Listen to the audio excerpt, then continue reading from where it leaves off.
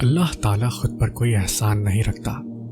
اگر آپ نے اس کے لیے کوئی چیز چھوڑ دی ہے تو وہ آپ کو اس سے بہتر شے سے نواز دے گا۔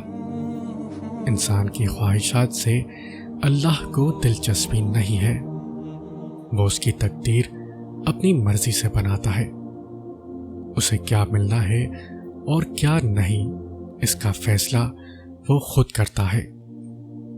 جو چیز آپ کو ملنی ہے آپ اس کی خواہش کریں یا نہ کریں، وہ آپ ہی کی ہے، وہ کسی دوسرے کے پاس نہیں جائے گی۔ مگر جو چیز آپ کو نہیں ملتی وہ کسی کے پاس بھی چلی جائے گی مگر آپ کے پاس نہیں آئے گی۔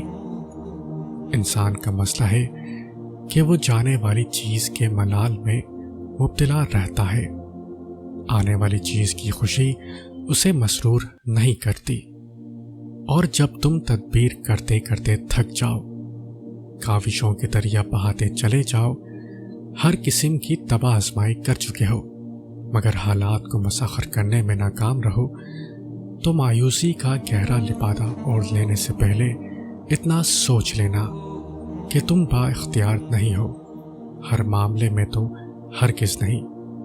کوئی ہے جو فیصلہ کرتا ہے کہ کون سے حالات ہمارے لیے بہتر ہیں، سو اس کی رضا میں جھک جاؤ، کیونکہ جب اس کی رضا میں جھک جاؤ گے تب حالات مسخر ہو کر تمہارے قدموں میں ہوں گے۔